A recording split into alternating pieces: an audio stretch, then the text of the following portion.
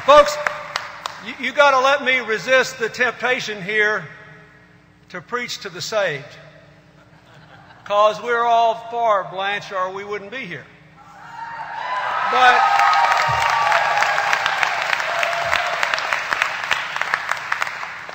But I want to talk about this election, and I want to give you a serious talk for just a couple of minutes because I want to say what I would say to every Arkansan if I could speak to every single voter between now and Election Day. And I want you to repeat any of the things I say that make any sense to you. I care a lot about this.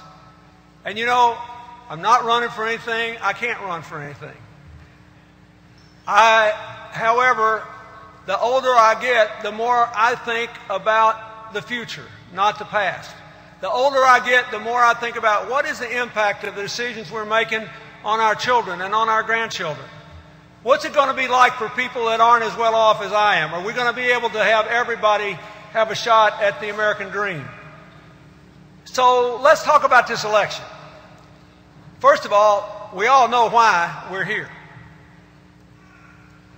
Under normal circumstances, anybody that had performed as well as Blanche Lincoln, worked as hard and accomplished as much, would not be in a race like this. We're here because America's in trouble, Arkansas's in trouble, and people are mad. There's an article, I brought this today. Okay, so here's an article from the USA Today.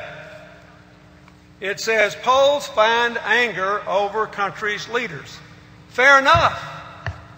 Most people today in America have incomes after inflation lower than they were the day I left office. But that's not anybody who's in now, but it's not Blanche's fault or President Obama's fault. We abandoned all my economic policies. And we only produced 2.5 million jobs before the economic meltdown. Now here's all I want to say about it. Everybody's got a right to be mad. There are people in this country today getting up every day who've been out of work for more than 6 months.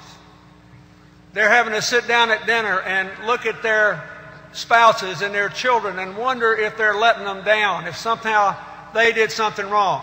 They see all these changes going on around them and they can't make sense of it. So I understand why people are mad. But let me ask you something. Forget about politics. Think about your own life. Every time in your life you made a decision that amounted to anything when you were mad, there's about an 80% chance you made a mistake, isn't there?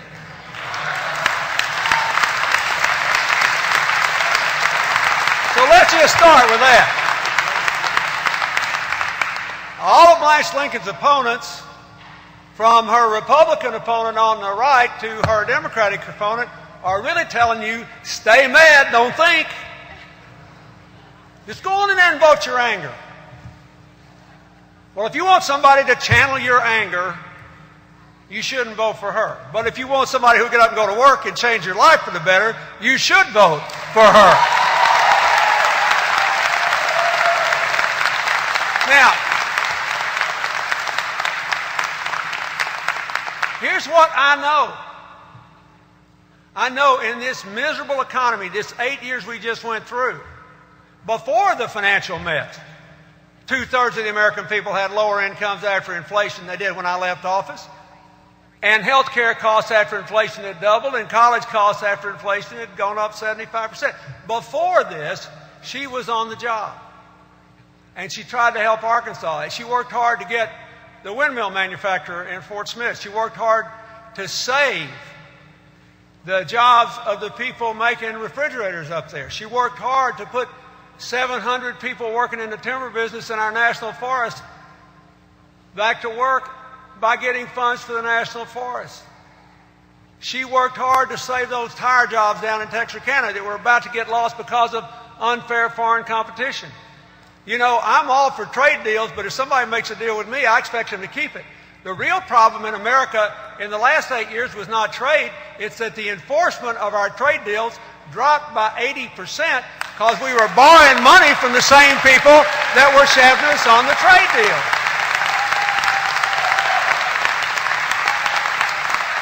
Now,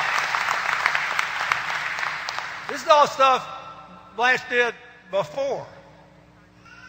She got $1 billion put into the fresh fruit and vegetable program that will give our children in their schools better meals and fight the problem of childhood obesity, the biggest public health problem in America. And while she was doing it, she got 80,000 more Arkansas children free lunches. 80,000 more. Now,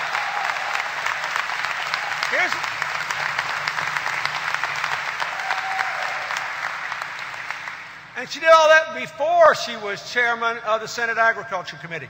Finally, for the first time in my lifetime, in anybody's lifetime, we've got a chairman of the Senate Agriculture Committee. And she can really do you some good. Now, a lot of my farmer friends are out here, and I see that, and they understand that if you're bringing in the crops, it's no bad deal to have your state senator be the chairman of the Agriculture Committee. But this goes way beyond this. People at this institution should care about this. People in this neighborhood should care about this. Why? Because the Agriculture Committee controls the school feeding programs, controls the child nutrition programs, and controls the economic development programs for small states, rural states, small towns. Now, in my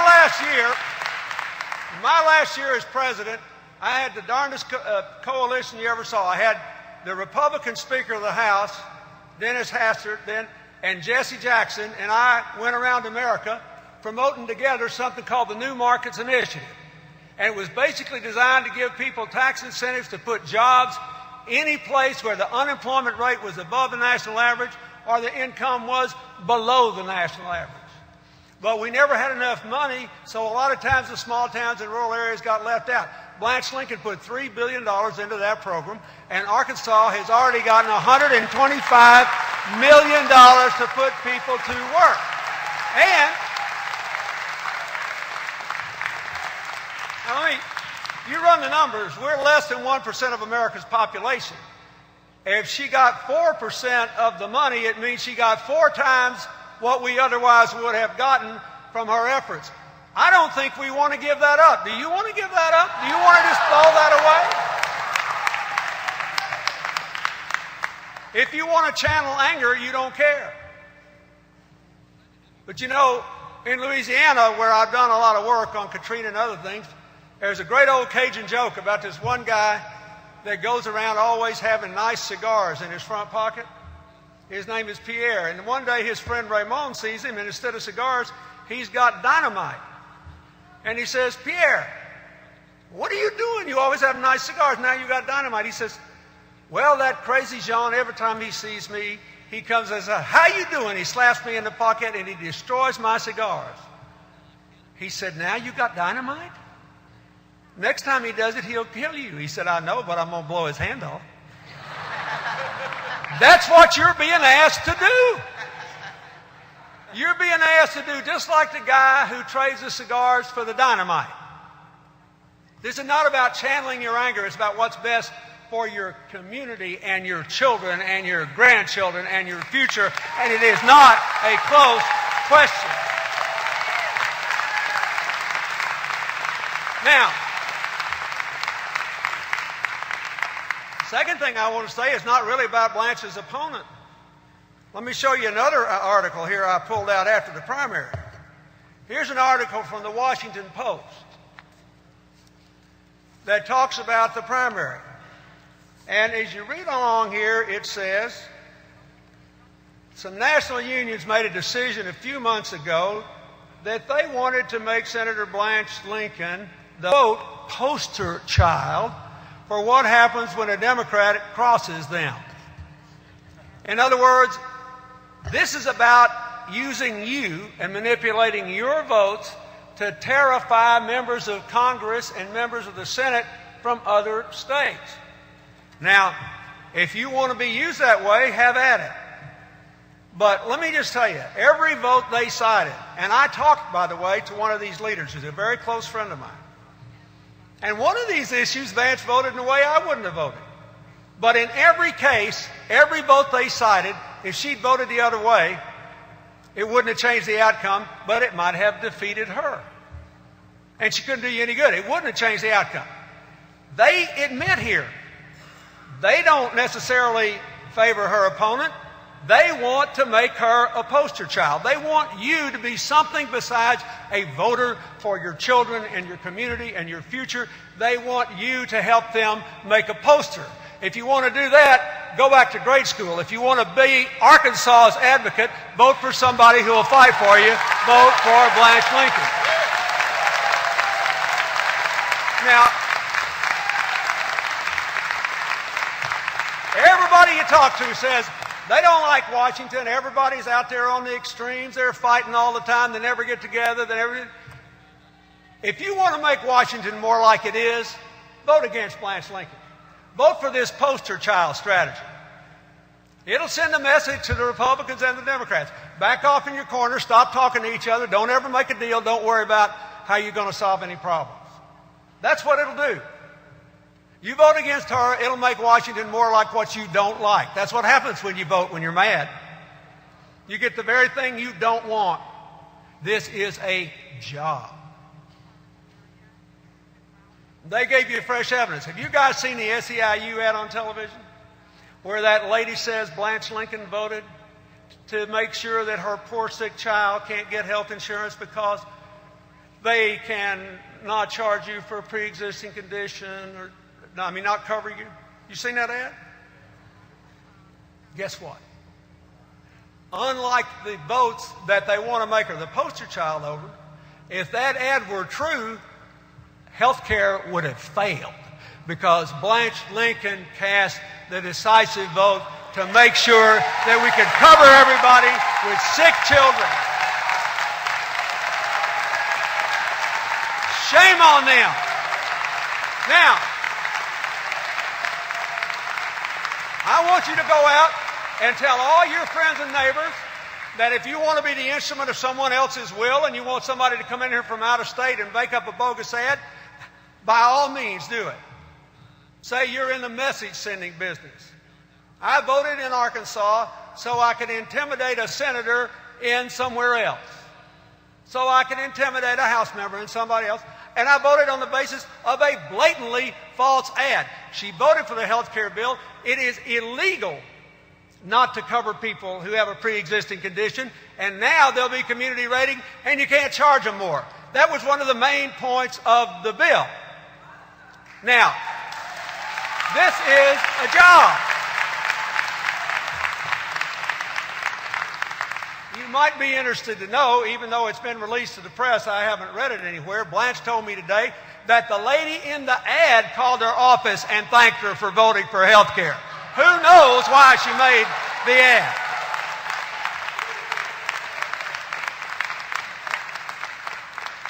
Folks, this feels like a Washington campaign. This is the kind of games people used to play in Washington when I was there. This is not us. This is not what we do. We talk to each other. I remember, when I went to Washington, I actually had to go to Washington to find out what a bad person I was. One day I read something in the paper in Washington, and I asked Craig Smith, who'd been working for me for years in Arkansas, and he was working in the White House. I said, "Have you read this article?" He said, "Yeah." I said, "What do you think of it?" He said, "They're talking about somebody I'm not familiar with." That's what happens up there. People get all caught up in their little games, and they turn you into a cartoon instead of a real person, and they perform reverse plastic surgery on you. Even if you're pretty as Blanche, they can make you ugly.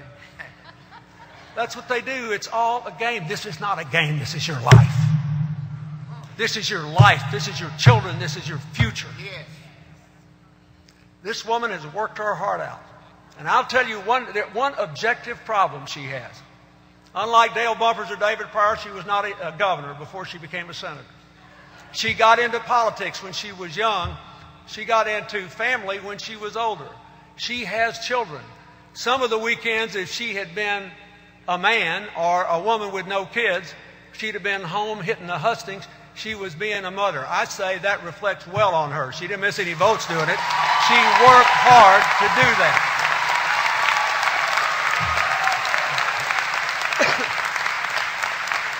So,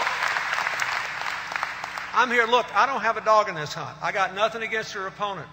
But her opponent is not her opponent. Her opponent are the people that are trying to make her a poster child. And that's not what we do here. This is too important. She's done too many things, and now she's got this committee chairmanship. She can help to change the future for countless numbers of Arkansans. So, do I like her? Yeah. Will she cast a hard vote? You bet. You read what the Republicans said about her today. While they're saying she's not pure enough, they got to make her a poster child. The Republicans say she supported the president too much because she cast a decisive vote on health care. She voted to take unreasonable subsidies away from the student loan program. Now kids from this college and others can get out of college no matter what their debt is. They know they can always pay it back as a limited percentage of their income. This will allow thousands and thousands of kids in Arkansas to go to college and finish on time who could not have otherwise. And so they don't like that.